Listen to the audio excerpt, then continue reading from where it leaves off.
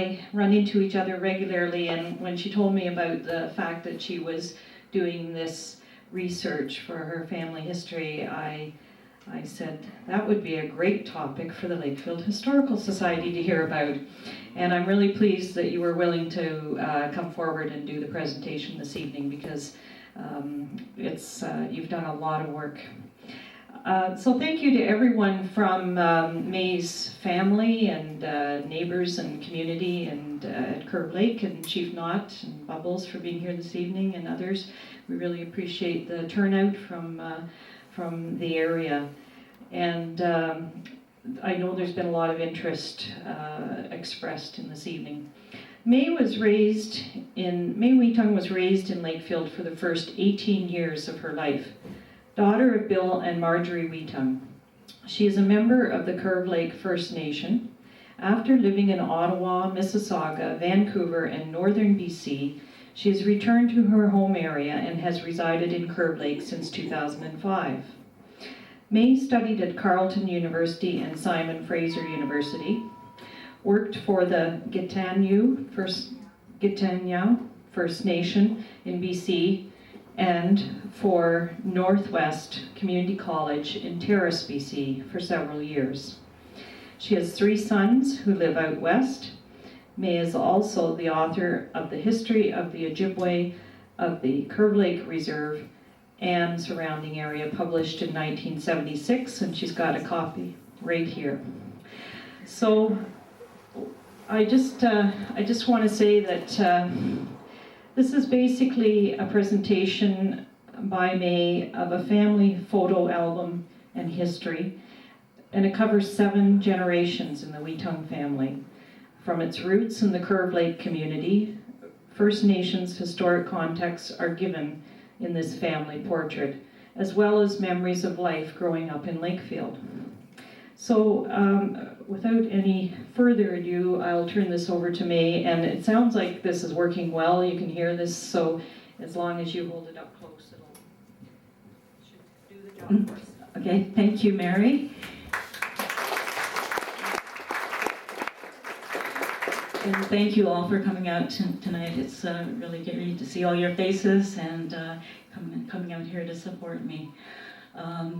I just want to explain that this is a presentation on my direct descendant line.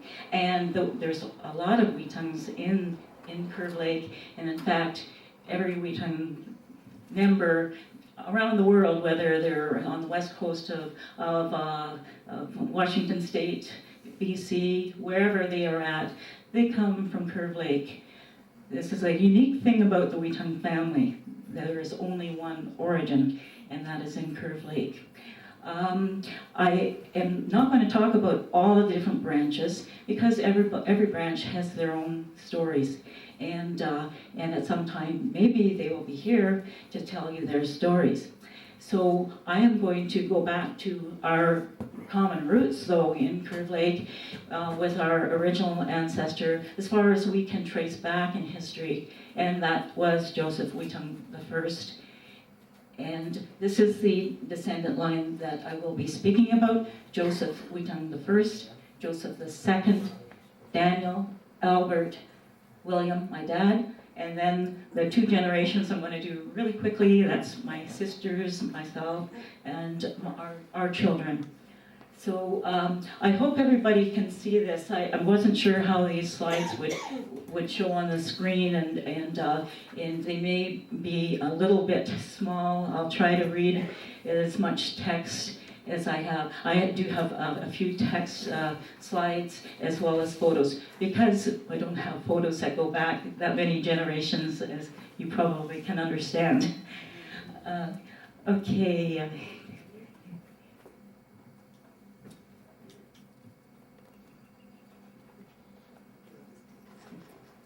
Okay. Generation 1, that went by quickly, but Joseph and Nancy. Now, Chief Joseph Whetung the first was a family chief of the Whetung family, and Joseph and Nancy were born in the late 1700s. And I'm just going to give you a little bit of historic context for each generation, just so you can know a little bit more about what was going on at that particular time in history.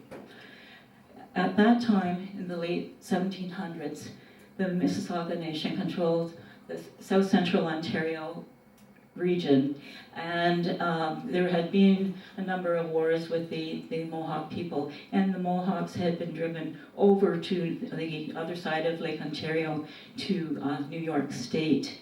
At that time, the Mississauga Nation hunted and fished and trapped throughout this whole region, and the various families had hunting grounds in various locations. And the Whetungs actually even had a hunting ground down near Port Hope. I was looking at a map in Keith's office the other day, and there was a hunting area down there, and it might have been like for the salmon run on the rivers coming into, from Lake Ontario.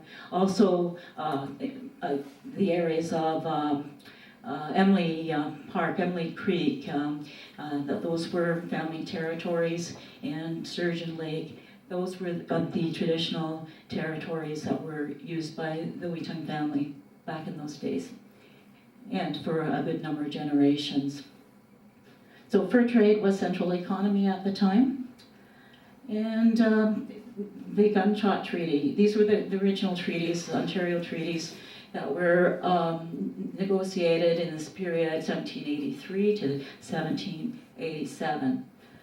Now, these were more or less a land grab, and Native people at that time did not have a concept of, or at least an understanding of the European concept of land ownership.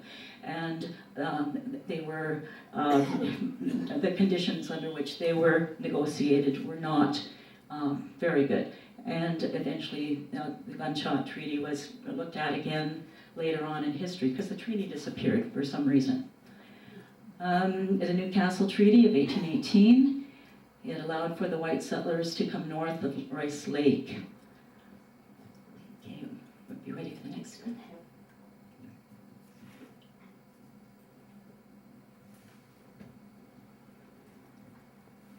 Okay, this is my handmade map, but it shows the different treaty areas. And this is the Newcastle Treaty. This is our area, basically the Quebec Lakes, and there was close to 2 million acres that was surrendered on the signing of that treaty. The Gunshot Treaty covered this area between the Etobicoke River to Carrying Place down on the Bay of Quinte. And the term Gunshot Treaty came, it was the distance a gunshot could be heard from the lakeshore of Lake Ontario back, and but it wasn't just muskets and guns; these were cannons that they're shooting off, and so the distances were not really very, professionally drawn out, so that it had to be renegotiated, and there's still a lot of active land claims that Curve Lake is involved in right now. And one stemming from this treaty area here, which is the Williams Treaty, which was a 1923 treaty. So that just gives a little bit of an idea what was going on back in the late 1700s and through the years.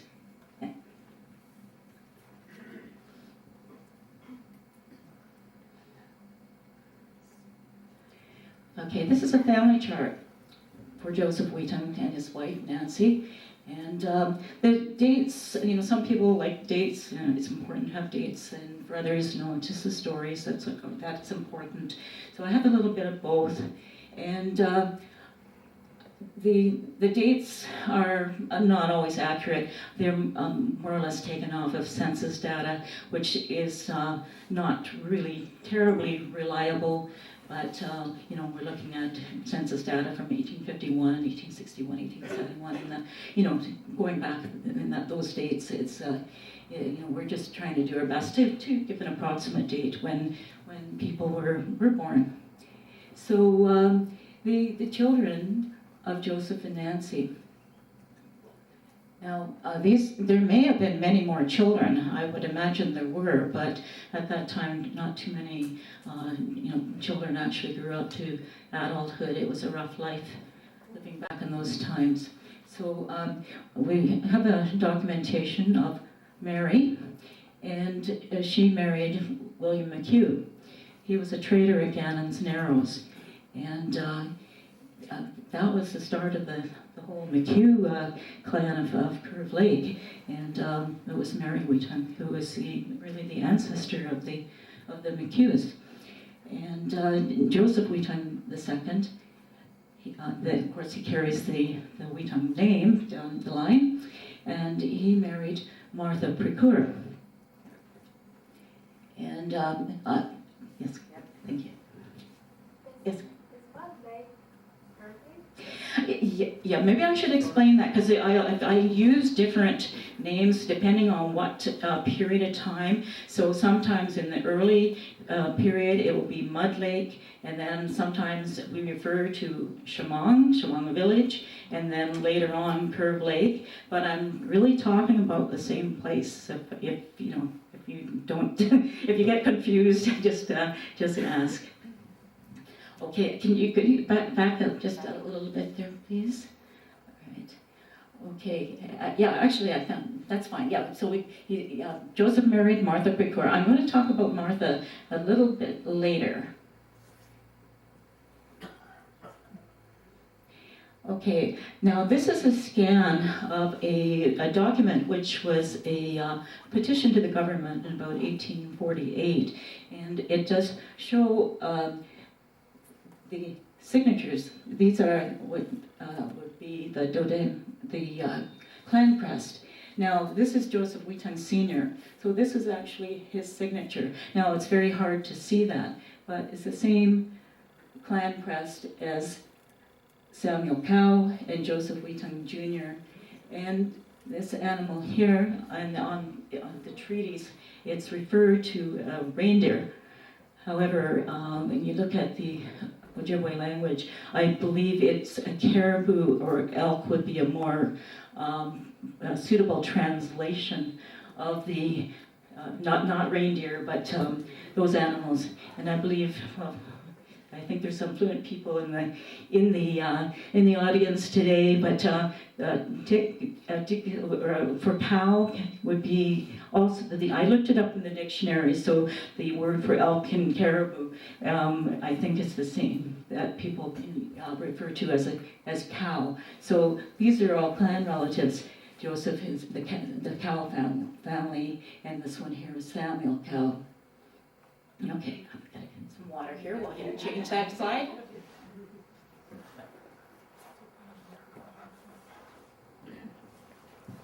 Okay, so now look at generation 2 with Joseph II and Martha. And at this time, born in the early 19th century, there was the encroachment of settlers to deal with after the 1818 treaty. A lot of towns like Peterborough and Lakefield and so on were growing, and the native people in the area were finding that a lot of their hunting and fishing territories were being taken, and they were being pushed out of those areas. And although the people, our ancestors, believe that their rights were being preserved in the Treaty of 1818. I was just looking at that documentation, which I think Keith's great-grandfather had signed in 1818, and the chiefs at that time made speeches and said, we want to have our hunting and fishing rights protected. We will sign if we have these protected, and they weren't. The islands in the Trans-Severn Waterway were protected, but hunting and fishing happened to get dropped out of some of those terms of the treaty. again, a contentious issue that has carried over the years.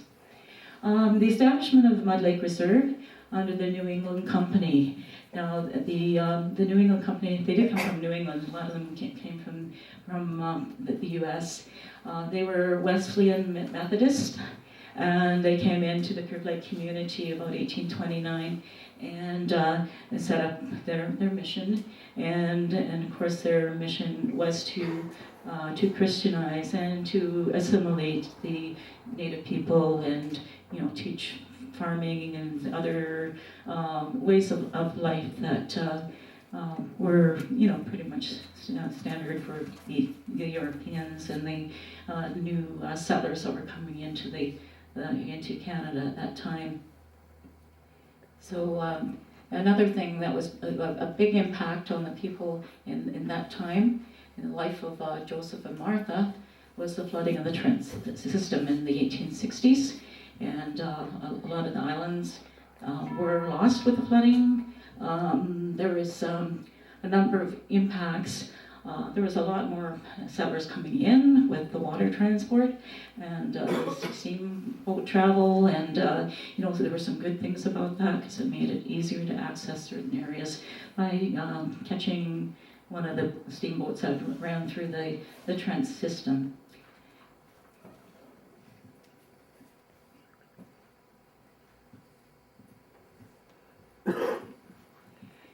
Now, this is a family chart. I think you might have a problem seeing this one, as I tried to put them on one page because often you do these genealogy charts and they're like 5-10 pages long, and I just try to put the parents at the top and the children and then who they were married to.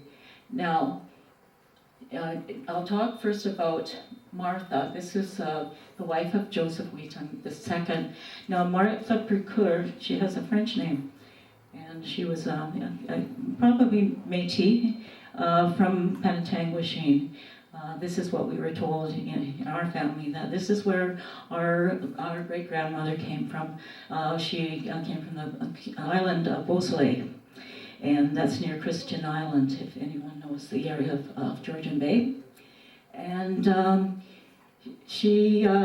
family, as in many other families at that time, had actually come from the area of Drummond Island, Michilimackinac, and in the War of 1812, the fort at Michilimackinac, which was on the American side, was taken by the British with the help of the voyageurs and the native people.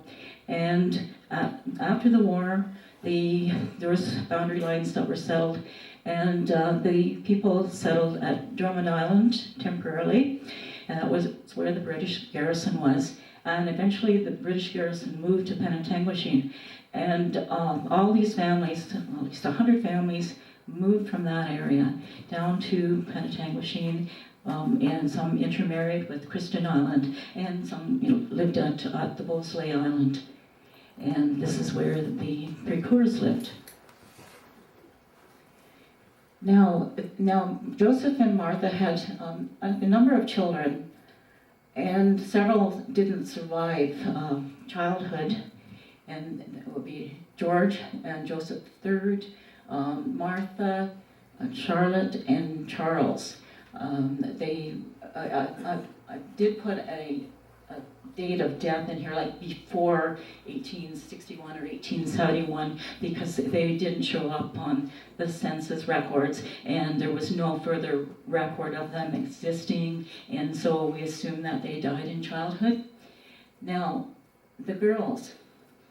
Victoria Whetung married Wesley Blaker from Alderville, and I believe Wesley was a farmer down in Alderville. And Margaret married Richmond David Tobacco, and I believe he worked for on the boats probably for Trent Valley Navigation, Moss and Boyd Company, and so on. Okay, the other girl, Ruth Hannah, she married Alfred McHugh, and Alfred was educated down at Mount Elgin Residential School in Muncie Town.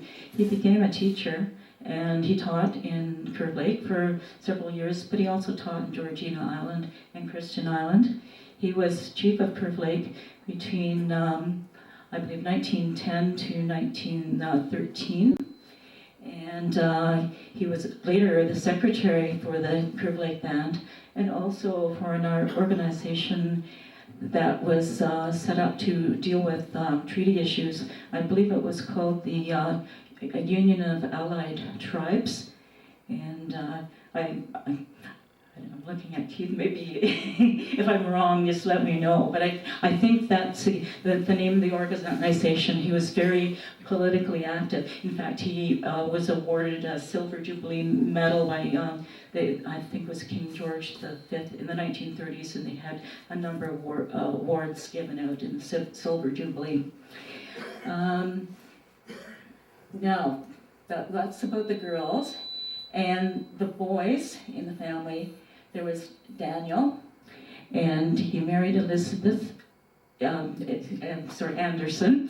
And yeah, I will talk about Daniel and Elizabeth in just a few minutes.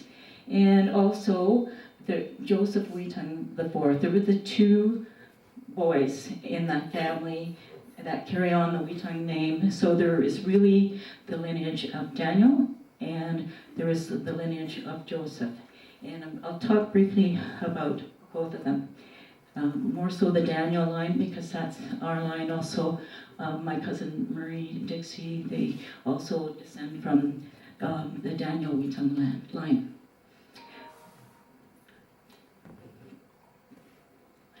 Now, this is the first time I put any real photographs in here. I don't know who they are. These are tintypes, and I don't have them identified. It's pretty hard to identify tintypes, but we know they're pretty old, so we'll just say they're unidentified Whetung relatives of ours. That's the first one, and I have another one there, two there.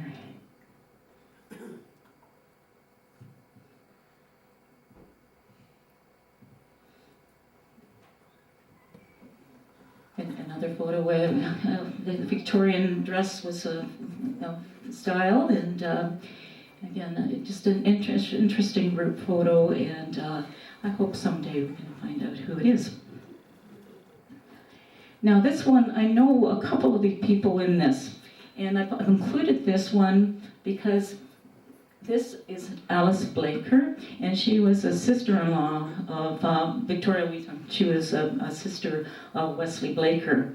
And she was first married to a beaver in Alderville, but she married her second husband after she was widowed. She married Peter McHugh. And this is Peter McHugh and Alice, and it's at Burley, and they're camping out here. These look like maybe gentlemen that he might have been guiding on a fishing trip, and I'm not sure who these might be, family members of Peter's or perhaps Alice in the foreground here. Sorry, it's not a better, it doesn't show better than, it's actually an old postcard and dated 1910. And in it, Alice had written to my grandmother saying, we don't laugh at this picture. We just cooked breakfast, and my hair's a mess. And that's her postcard from Burley Falls.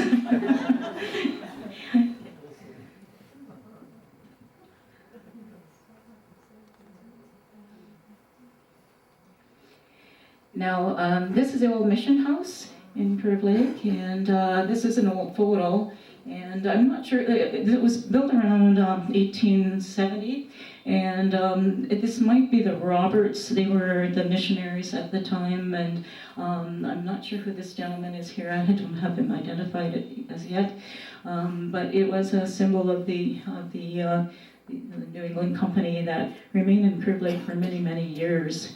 And it was unoccupied for many years before it was taken down.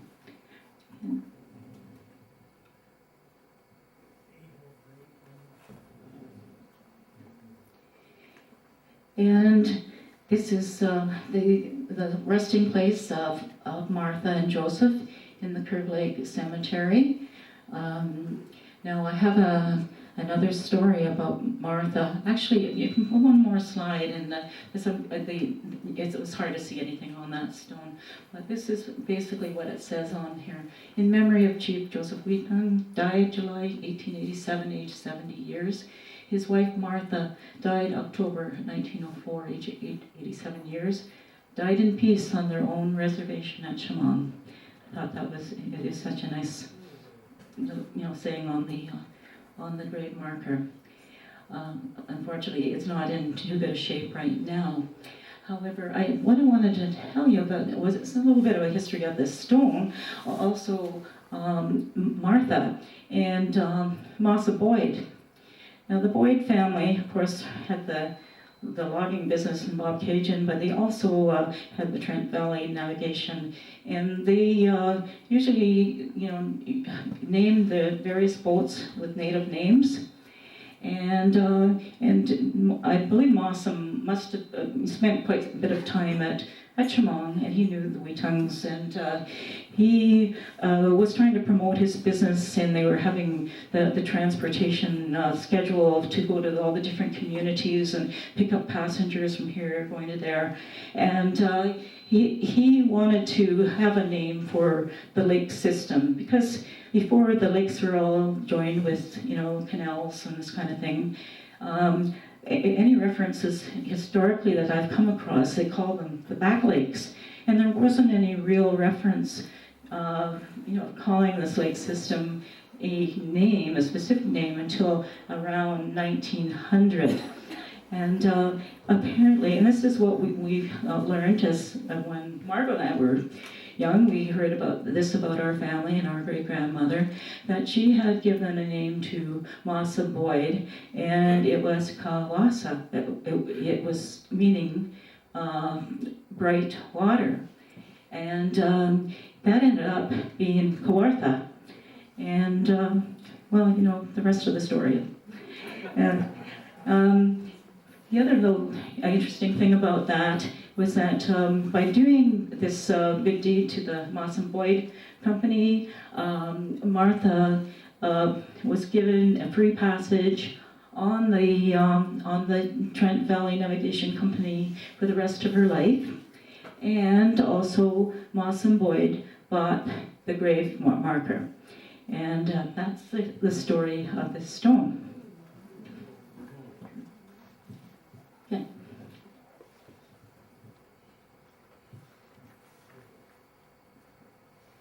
Okay, now generation 3, Daniel and Elizabeth. Okay, Murray could probably tell us quite a bit about this. We're going to have to get him to tell some of his stories. I don't know, see how much time we have. But Daniel and Elizabeth, born in the mid-1800s. So this is the first son of Joseph and Martha. Now the economy is changing. There's more, the beginning of more agriculture. There's people made money seasonally. Curve Lake selling fish, basketry. There are people that were fishing guides, and we're into the logging industry by this time, and also working on the boats.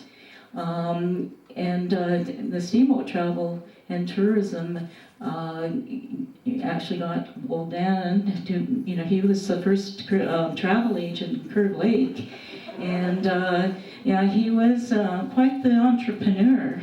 And I'll show you a little bit more about him. And he was a very colorful, wonderful character. And I only wish I had a chance to know him.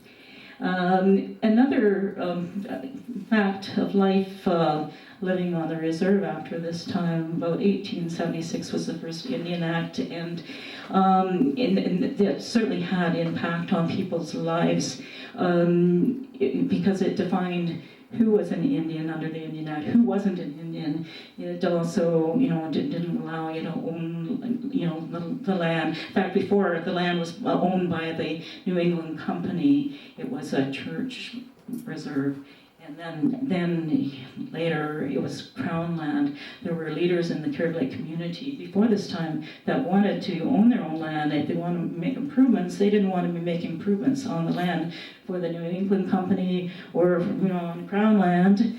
But anyway, what happened was, of course, the Indian Act came into effect, and then there were repercussions down through the years because of that.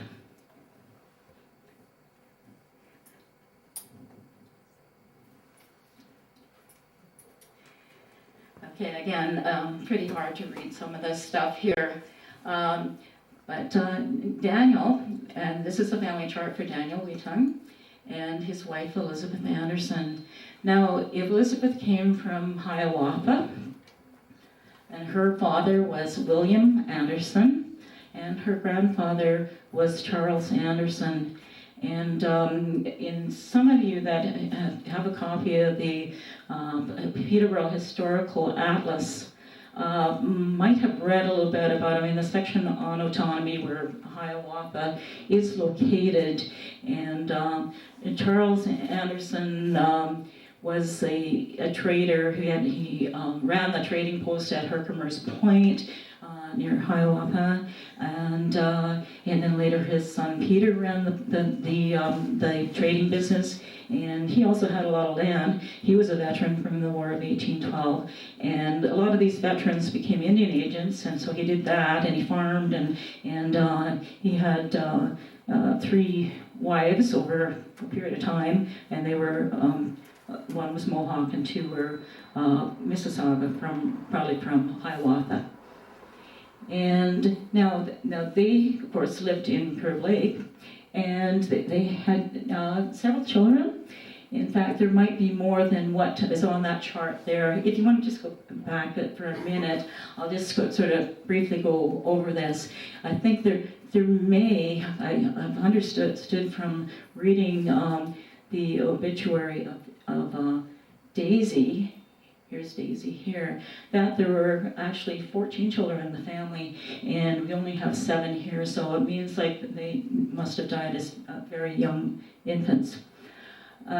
So William A. and married also Anderson from Hiawatha, and this is Margot and my grandfather Albert James, who married Sarah from Alderville, and Robert died as a young child.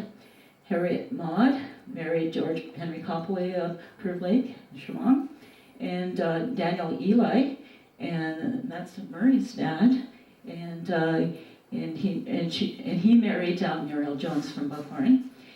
Daisy Bertha married Robert Dugan of Peterborough, and Star was a young child when she died.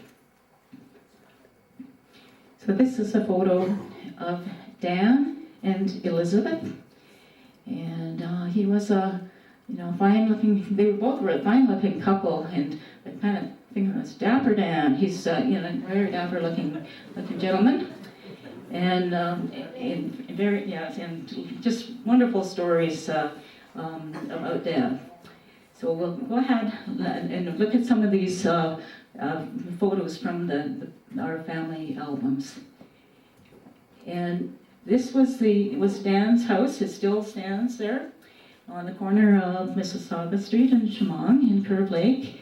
And this is not a great photo, but you can see, the house, how it used to look before it was enclosed. There's lattice on it, and there's, the open porch above, and as well the deck below.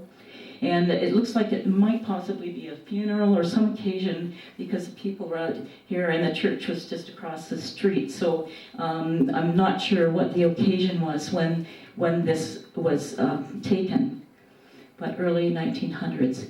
Now, the next one, because this wasn't a great shot, I actually got permission from the Peterborough Museum and Archives to use this. This is a Roy Studio photo. Some of you might have seen it before. And it was called the Indian Village Chemong, but it was actually a view of Chemong House, which was the home and also the business of Daniel Whetung Sr. And I think possibly this might be old Anne. It's hard to see, and I couldn't really blow it up. It was too fuzzy when I blew it up on my computer program. And possibly his granddaughter, Lavina. Now, there was a lantern above here that says Shamong House, and along the front of the building, it says post office. And Dan did run the post office and store. The family ran general store for many, many years in the village.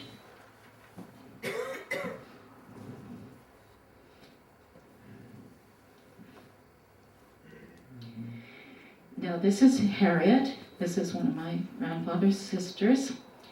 And she married George Henry Taylor. She didn't have a long life. She had 2 children, but she had, I believe it was an appendix attack, and she was taken to Peterborough on a wagon, and she died on the way in 1910.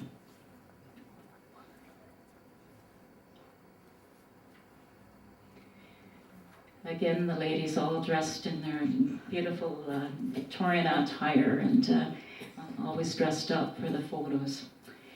Now, this is one of Harriet's daughters, Hazel Taylor, and Hazel died as a young child in 1913. She was in the hospital in Peterborough to have an operation, and I'm not sure what kind of operation, but she died of complications.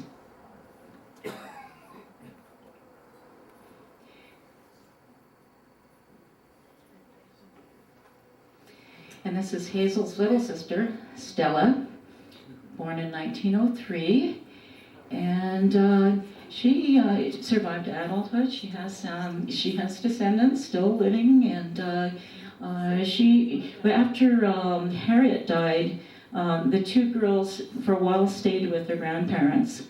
And then after George Henry Taylor remarried Esta Coppaway, she lived with her dad and his wife, and she had other brothers and sisters that included Rowley Taylor, Hollis Taylor. There's a big family. Elsie Taylor, who is probably best known locally here, and that Elsie Taylor married I believe it's Cecil Knott, is it Cecil? And she, of course, was Elsie Knott, Chief Knott, who was the first elected female chief in Canadian history since that goes back in the 1950s when she was chief. But that was her half-sister, Stella. Now, this is my grandfather's other sister, Daisy, and actually she died in 1922. I didn't get that corrected, but it's close enough for our purposes. And I will talk a little bit more about Daisy's daughter in just a short while. So I think right now we'll just go on to the next one. Now, these are the Fab Four. And if you've ever been down to the Whetung Gallery, you've probably seen this picture on the wall, because these are the brothers of the family here. And this was George, this is Daniel Eli, Daniel Jr., and this is my grandfather Albert, and this is William A.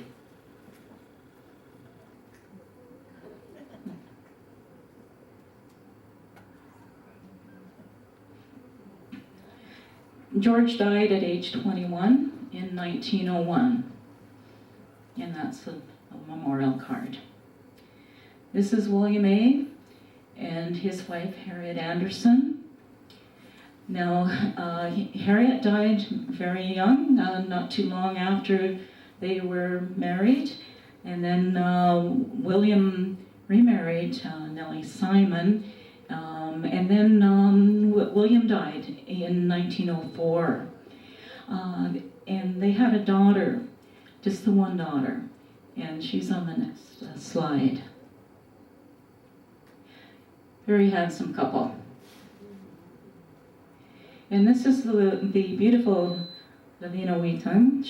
There was a lot of lore about Lavina. This is her as a young girl. And I will tell you just a little bit more, because there's this article here. I'll just read a little bit about this, because it's kind of interesting. And this comes from the Peterborough Examiner, and actually it was in about 1973, and it refers to an article 20 years ago. You know how they have those 20 years ago articles. The death of a New Jersey writer, Joseph Hergesheimer, brought to light a little known fact. One of the authors serialized stories that ran in the Saturday Evening Post called The Red Ibex had used the recognized locale of the Indian Reserve at Curve Lake. Mr. Scheimer frequently visited Oak Orchard, Perry Alexander's summer resort on Buckwood Lake opposite Curve Lake Reserve. The theme of the Red Ibex was presumably inspired by Lavina Whetung, the young and attractive niece of Dan Whetung. But she was actually the granddaughter, not the niece. So anyway, she inspired stories, and she was a great beauty. And I have a picture of her as a young adult in the next slide here.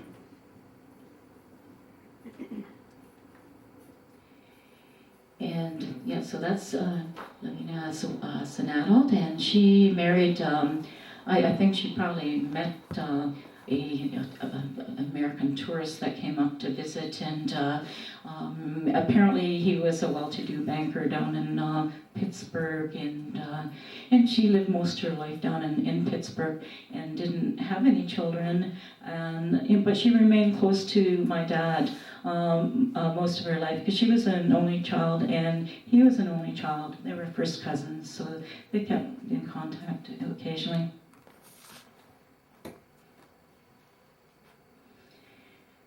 Now, this is a picture of the sugar bush, and I believe it might be the same sugar bush that you have over there at over by Murray's place. This is Dan Whetung and family. There's Dan and there's Muriel, and I believe these little children, I think maybe that little baby is Murray sitting over here. This dates back to 23, I don't know what it goes a long way back anyway.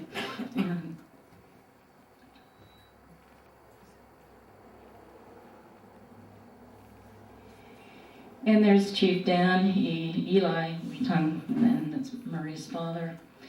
And I will just say a few things about him. I was saying that every branch of the family has their own stories, but he was a longtime chief of Curve Lake from 1913 to about 1945, and he did a lot to promote the culture as well as his father. He took over the business from his father, the tourist business and the store, and he did a lot in the community.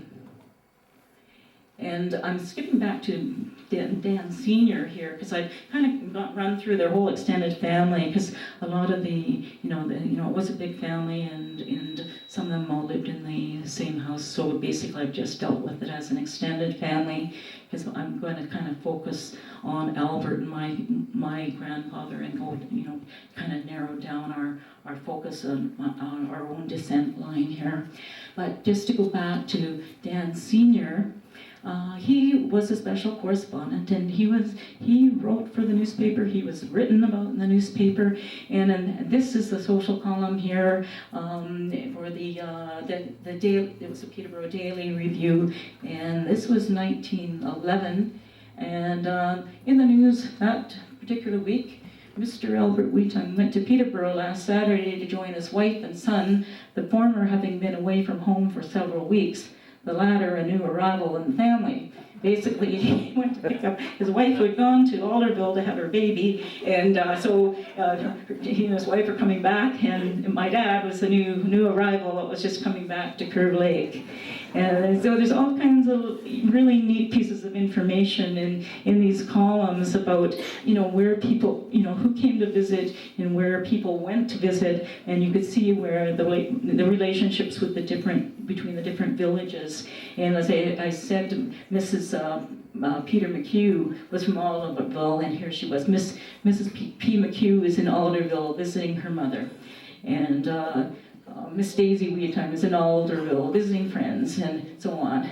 And there's actually our great grandfather from Alderville had died during this week here in November of 1911. So that's probably why my grandmother was away so long, because her father had died, and then she gave birth all in the same, within a very short period of time.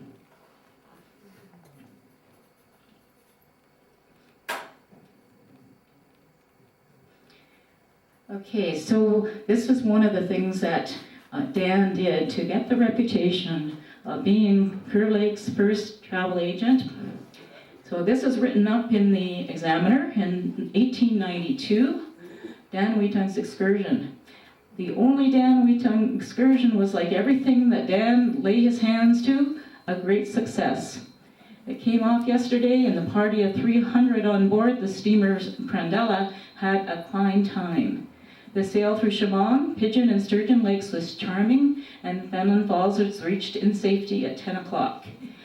Here a stay of 1.5 hours was made, and the sightseeing calls are made on both trips at Chemung, Oak Orchard, and Indian Village. On the way back, 2 or 3 super jubilant characters were left at Bob Cajun to unload their surplus exhilaration on that slumbering hamlet. Bridge North was reached at 7 o'clock after a pleasant sail. About 25 attended from Peterborough. Dan wishes to express his thanks to all his friends who patronized his great excursion. And he did a few more of these trips. Dan Eli? That was old Dan. Yeah, that was the senior, and Dan Eli is junior. And then this is the death announcement for old Dan, dying at age 82. And just to read you a little bit about this, maybe I can see better without my glasses. It's just not very clear. Okay, the death of Daniel Whetung of Curve Lake. Something this afternoon will be, well, it says he was held in great respect through the whole district. No Indian in this part of Ontario was, he had more friends, and I'm sorry, it's a nice little little clip here. I just can't read it. It's just a little bit too fuzzy, but a very great life he led, very colorful, and he had friends all over. He would predict the weather, and they'd run, this in the Peterborough Examiner, his weather predictions, or he'd be talking about how the hunting season was going, or the trapping, or the fishing, or whatever the press wanted to know about Native culture, and they would normally go to Dan, and he just had a great following, a lot of people that just loved to have his company. So I'm going on to Joseph, and this was Dan's brother, so Whetung the fourth. And although this gets into the Joseph lineage, I'm just going to go briefly into this, and just so, because some of you may know, various parts of the Whetung family, and to know that there are basically 2 lineages, Dan and Joseph, and Joseph the fourth. So Joseph the fourth, these are the children of Joseph and Sarah Sandy, and Sarah Sandy was from Rama. And there was Arthur, and he married Isabel Howard from Hiawatha, and Joseph Whetung the sixth, who lives in Peterborough, I believe is a child of Arthur. Edgerton Ryerson Whetung married, I think it's Eliza MacDonald, And Edgerton Ryerson was better known as Roy Whetung. And some of you may have heard of Roy. I'm going to show you a slide, one of the few slides I have from that section of the family in Shortwell. And Joseph Whetung V, now he married, here's another Blaker from Alderville, but they lived, they actually moved to Lance, Michigan and spent, he died in Lance, Michigan in 1925. Now, Ruth, another sister, now she married Russell Hopkins. And I think we have a granddaughter, yes. This is Sharon Hopkins Emery, and there's a Lakeville connection. Now, Russell, I believe, was born up at Longford Mills in that area around the Ramo Road, lived up there. But then they moved eventually to Lakeville. And if you recall, the Hopkins Garage and Hopkins Motors, that's the connection to the Whetung family. So, Ruth is the grandmother of Sharon and some of her siblings. Margaret, who married Albert Smoke, and I have a picture of Albert, so I'm going to show that briefly. George married Gertrude Lamb and lived down Prince Edward County at Cherry Valley. Okay, so this is one we had in our family collection. It's Roy Whetung, Crow's Landing, Stony Lake. So if you've been out there, the house is still there. He was a merchant and postmaster and what? Everything, yeah. Okay, this is Albert Smoke. And some of you might have, seen a little bit of Albert Smoke. I think his picture was on the website for the Peterborough Museum. They put some of those Roy Studio photos up there. And now this is not the Roy Studio photo. This is another one, an earlier photo actually from 1910. It's on one of these other family postcards that people are writing all the family news. And then, oh, by the way, this is the runner Smoke. And his father was actually from Alderville, but died when he was a baby. And he was raised by his grandparents, Charles and Mary Taylor in Curve Lake. That he married Margaret Whetung. Went to the Olympics in 1920, and he was hit by a motorcycle during the marathon race. He ran the marathon, and he wasn't able to complete the race. So there's a number of theories about that. Maybe he might have won if somebody didn't run him down. Maybe who knows why? Maybe someone was out to take him out of the race. There's a little bit of a conspiracy theory that we have on that one. So, Generation 4, Albert and Sarah. So this is my sister Margot, my older sisters were granddaughters. So Albert and Sarah, born in the late 1800s. Residential industrial school in Alderville. Our granddad went there.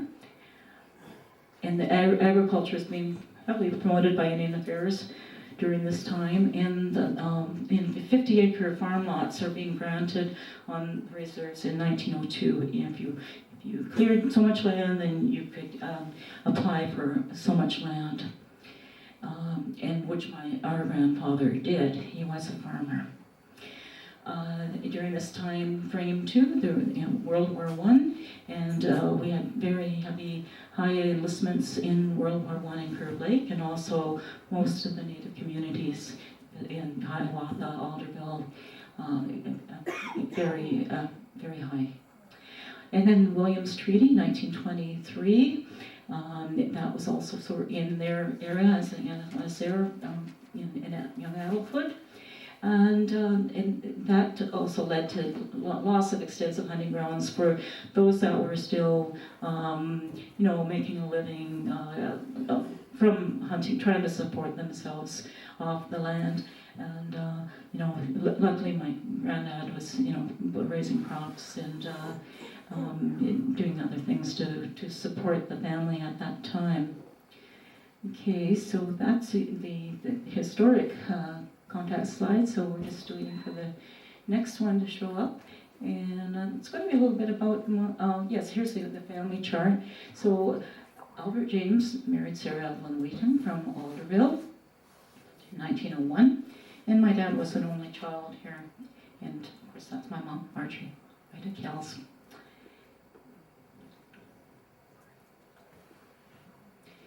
Okay, that's a wedding invitation to Albert and Sarah's wedding in Alderville, 1901, at her parents' home. And this is an early picture of Sarah, and this is a school at Alderville, and it would date back to the early 1890s, and that would be Sarah right there. And again, Sarah as a young lady, very stylish, and this is her brother Robert Franklin, who was a veteran of World War I. Robert Passy Franklin, that was her dad from Alderville, and he was named Passy because he was born in the township of Percy, and they called him Passy. And this is the Franklin home in Alderville, the interior. I thought I'd show that because it's kind of, it kind of amazes me. It's so Victoriana. It's just all the wallpaper and ornamentation and all the musical, the organ in the background, and they all are playing instruments. Quite a musical family here. I haven't got everybody identified, but this is Sarah's mother, Esther Hill, and these are our siblings here.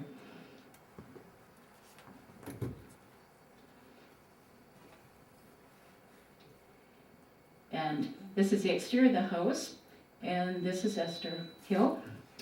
And Esther, before she married Robert Franklin, she came from Tynanaga, and she was Mohawk. And the Hills, her grandfather was Isaac Hill. He served in the Revolutionary Wars, and he fought alongside Joseph Brant. When the wars were over, of course, they were on the British side, and so they pretty much had to leave the U.S., and Joseph Brant ended up in their quite a large group down at Six Nations. And there was a group, though, that came to the Bay of Quinte with the leader John Deserantion. And Isaac's sister Lydia was married to John Deserantion, and the town of Deseronto takes his name. You can trace their family all the way back to the Mohawk Valley in New York State.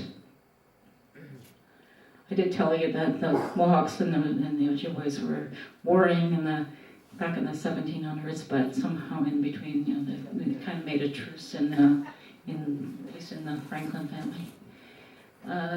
Now, getting back to Curve Lake. Now, this is a copy of, I hold the original copy of this. It's an Indian location ticket, and that was my grandfather's. It was granted to him in 1902, and that's for the part of the farm property.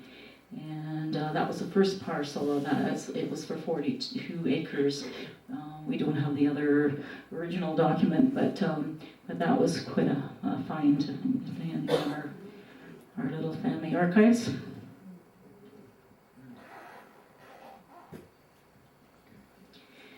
Now, sorry about that. This is my grandfather Albert and Sarah. This is my dad. Now, you wonder why. Well, what's going on? And at that time, they didn't have powwows in Curve Lake, but there was fall fairs, and they had a parade, and Dad was getting ready for the parade, and he has a little bit of embellishment, a little unusual, but the earrings and not quite. I don't think it was traditional, but anyway, that's one of the few family portraits of that era when Dad was young. And there's my granddad in the barnyard. And out in the fields. Now this is their home in Curve Lake, the old farmhouse. That's how it used to look. And this was taken in 1929, and it was fairly prosperous at that time. Had a lot of crops growing there, and they were able to add different buildings. Yeah, but they also had another business, and they were very, very hardworking people. And you can go ahead to the next shot, please.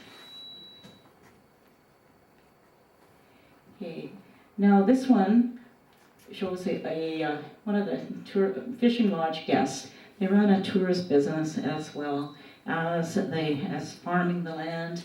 And I don't know what year that is. I don't know if anybody recognizes that vehicle there and give an approximate idea. But there was a sign down on the road, Albert J. Whetung. And 1935? Is that 1935? Okay, close enough.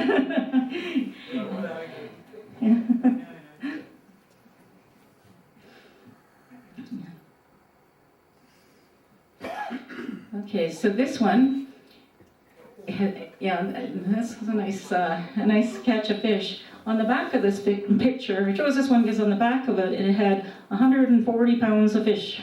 And that's what was labeled on the back. I have no idea who these people are, except for my granddad, who was there at the end. But they come and stay. There's a book over there that has some of the tourists that came and stayed with my grandparents. And I have another book that goes back to 1902 and covers a lot of their their finances and payroll for farmhands and all this kind of stuff, the building the barns and that kind of thing. But this other one has a lot of their tourist information. The other thing, would you be able to just go back one shot here?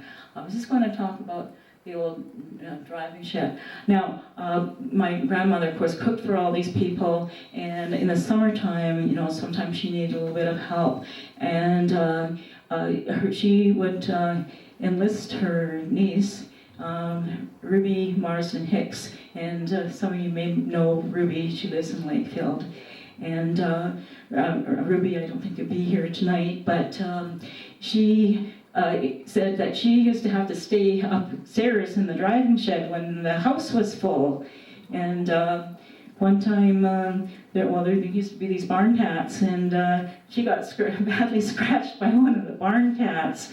So that was one of her stories of working for Aunt Sarah. Okay, now why I've included this picture here, and this is quite an interesting picture of children. They probably are, with Sunday school children in the group shot, and this was the old church, and then this church replaced it and was built in 1907. So the photograph was probably taken after 1907, but I've included that one because our granddad and grandmother went to church every Sunday, and I believe that he brought wagon loads of bricks to build the church. And so I just wanted to give that as as part of his life, that he was involved with the church all his life, both my grandmother and grandmother. And also they were involved with the fall fair in the 1920s, and these were fairly big events, a lot of different activities going on, and the parade was one of them. And my granddad was in charge of all the agricultural stuff for the fair, and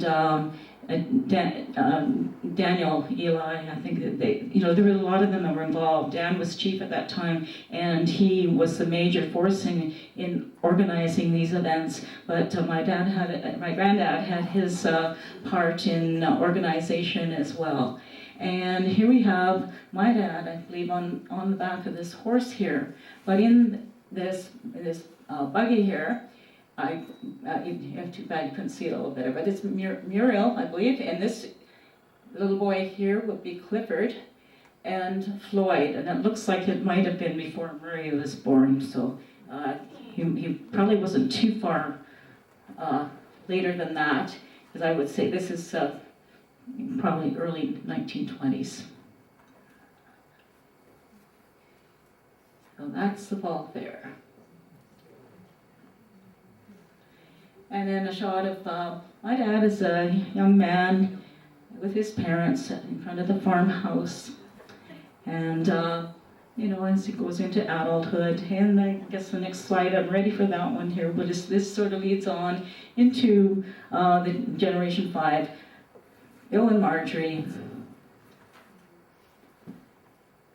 And at the time, there was a few jobs on reserve, and there were a lot more Native people that were, either migrating to the urban centers to look for work, or even commuting by the 1950s, 60s, probably by 60s, commuting to Peterborough to work in the various manufacturers in Peterborough.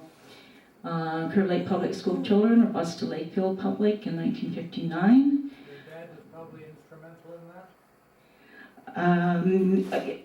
Yeah, well, with the busing, or I'm not sure how much. My dad was involved with Lakeville Public School for a few years, and then the high school for a number of 15 years. So he very well might have been involved with that. Now, the right to vote in federal elections for First Nation people came in 1960, and First Nation bands and take local control and band administration during the 60s, and Bill was Curve Lake's first band administrator in 1967, and was probably one of the longest, I don't know if anyone's beat his record maybe, but for a long time he was someone that was in that position for about the longest time, from 1967 to 82.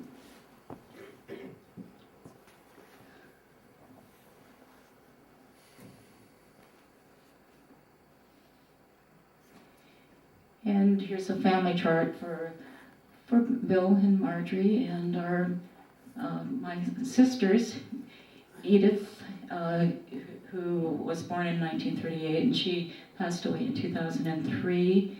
Evelyn was born in 1943 and passed away in 2004.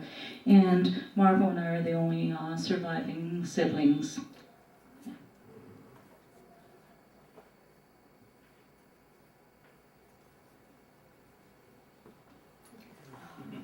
Okay, and here's our dad and his horse, I guess.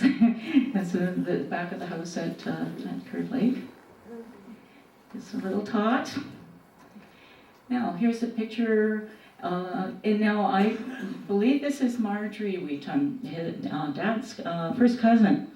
And, they're just having a good time playing in the dirt, playing with the dog. And I put this one in because some people are familiar with that.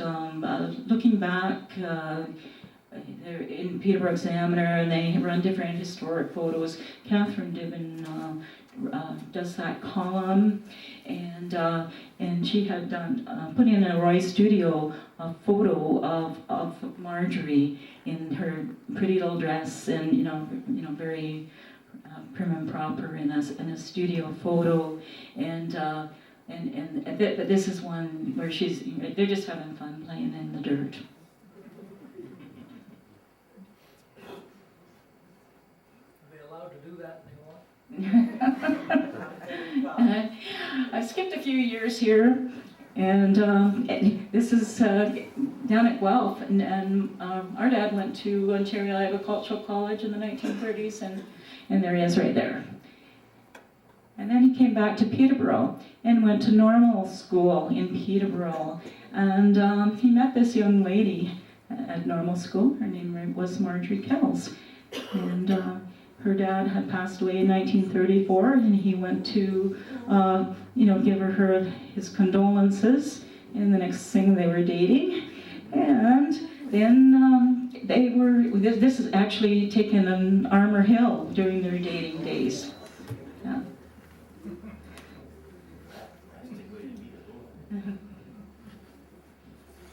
And here's a picture of Mom and her mother, Lucy Rebecca McCaw Kells, and they lived down in Madoc.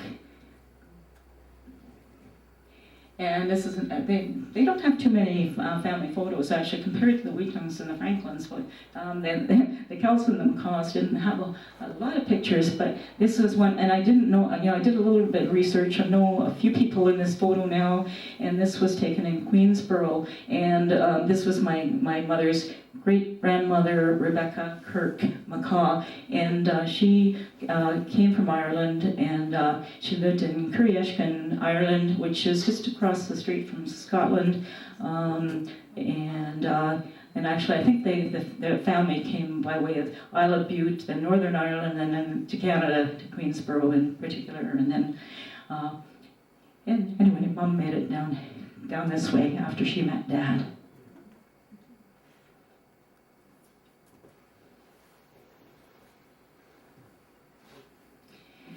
Now, like I wanted to give a lot of Lakefield references, so there's not too much to see of this house, but this was my sister Edith sitting on the porch. In the book, Nelson Falls to Lakefield, is that what the title of that book?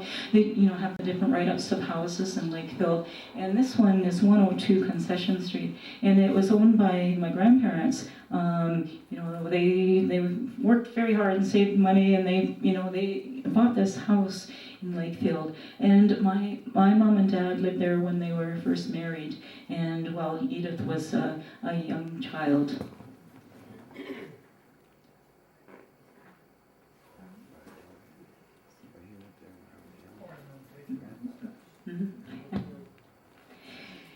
Then they moved up the hill on Reed Street, and this is 100 Reed Street. And this was the one that was in the promo, and Mom and Dad, and that's my older sister Evelyn, that's me, and that's Margot. And Mom, Edith was away probably at university, and we didn't really have a group family picture, and this was the best I could do. And we grew up at 100 Reed Street. And this is where Dad had his business in the backyard. And I think we were ready to go on with the next slide, but I think we were probably the only people in Lakeville that had chicken barns in the backyard. When we aired in their barns. Yeah, we used to have to go around the neighborhood and collect newspapers and to put down for the chickens, and this is Dad in the chicken barn. It wasn't our barn. It was actually in the information with this photo. It was Walter Peacock. I don't know if some of you remember Walter Peacock, and he was a chicken grower for Dad, had a contract, and this is the master feed salesman, Ray McCarran. So, but that was an important part of Dad's life, was running the business, the feed and grain business, and the chick hatchery.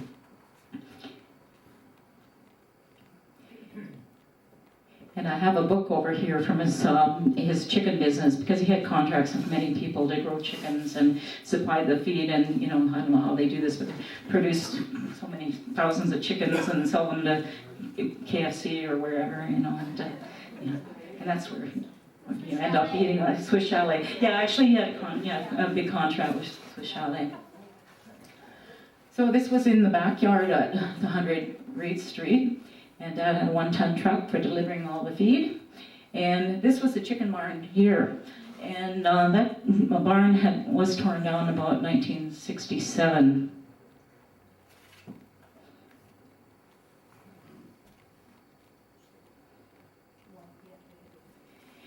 And that's me in my Sunday best.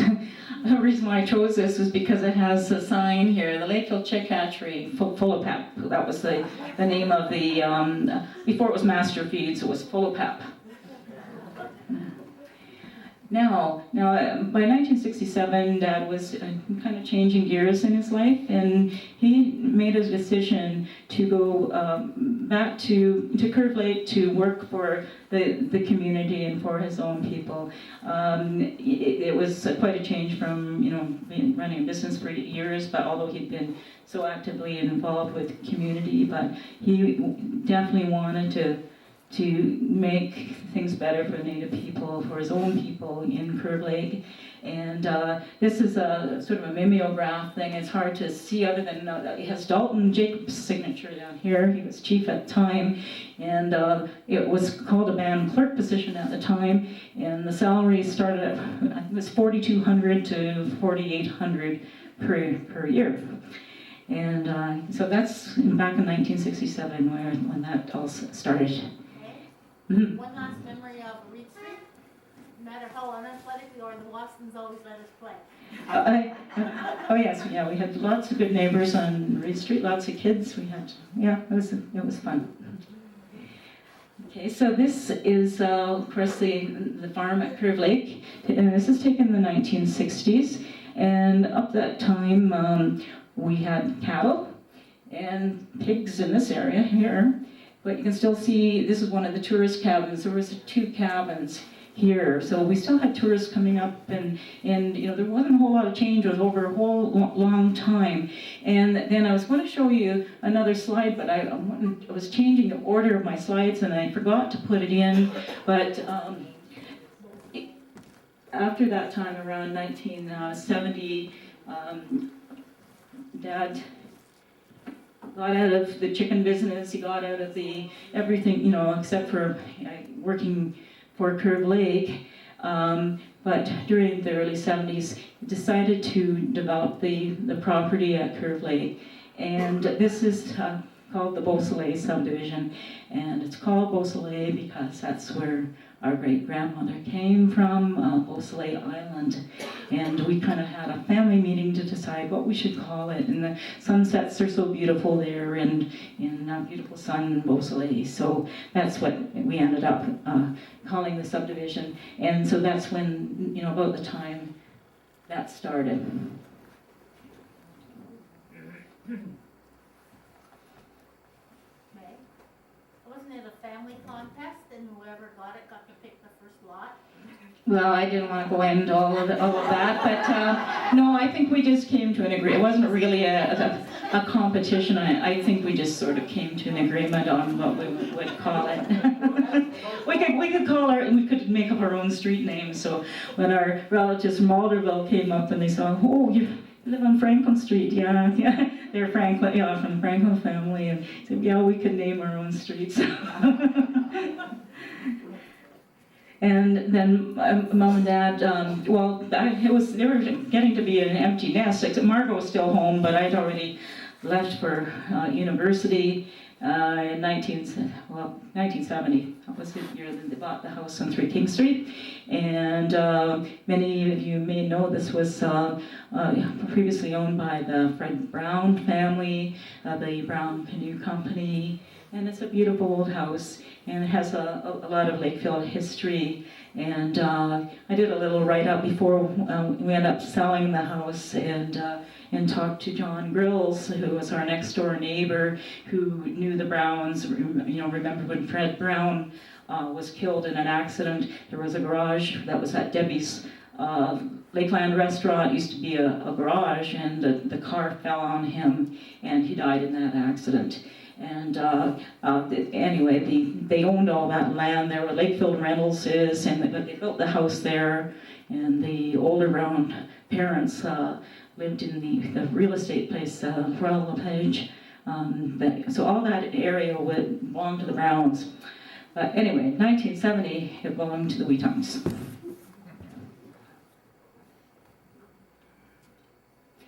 And there's Mom and Dad. This is the interior of 3 King Street in the dining room. And it has all that dark, you know, woodwork. It's very, very, very nice. Wasn't it marine wood, like he was a boatman and used marine wood quality? Yeah, I think they did a lot of specialty work in that place. The Browns certainly, and they had the Toth Marine. They did everything there. Okay, so I don't remember a time in my life my dad wasn't involved with school board. When he wasn't out catching chickens, he was going to school board meetings, and he was on the Public board, and for 2 years, I believe, in the 1940s, 15 years in the Lakefield High School Board, and then was involved with the amalgamation of the Peterborough County Board, and then he was the chair of the board, and this year, 1972.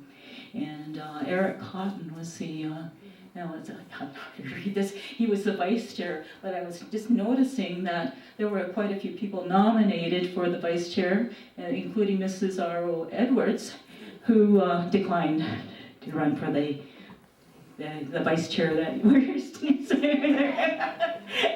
I see your name all over the place in these all of these little pieces of history.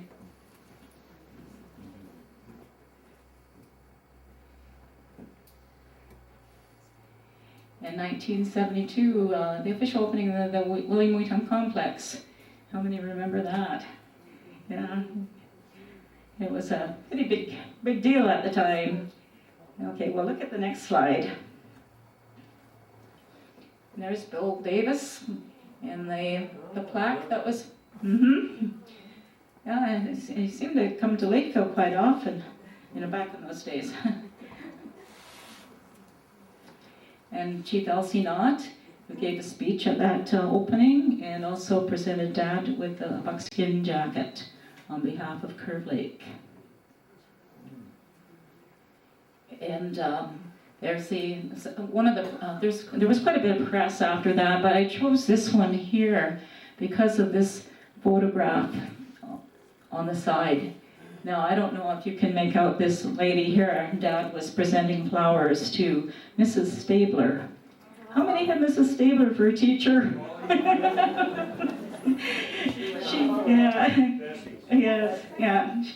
She taught my dad, and she taught my two older sisters, and she taught me as well. So she was a special lady, and my dad wanted to recognize Mrs. Stabler as she was retiring that year as well.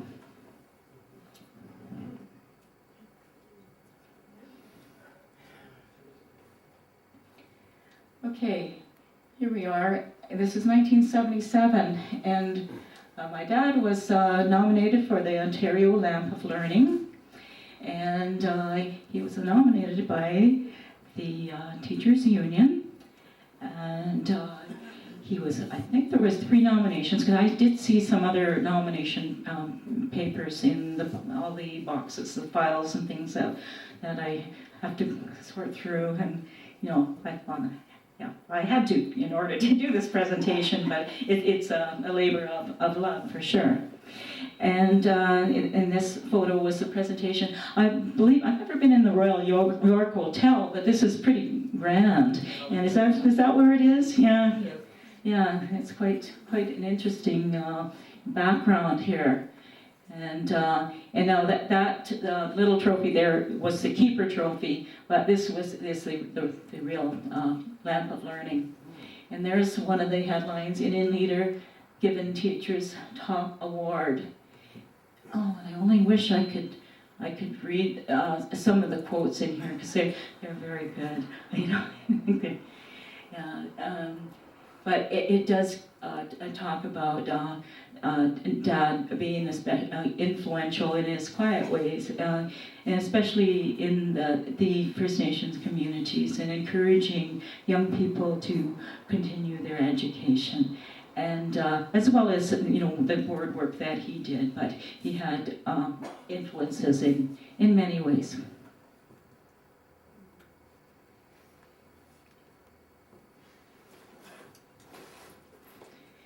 Now this is the front page of the Fleming College Times from February 1979, I believe. Yeah, there is. It's easier to read it down here. And when Dad was appointed to the Fleming board, and I couldn't find a clipping for him being the chair of the board, but that was when he started with Fleming College.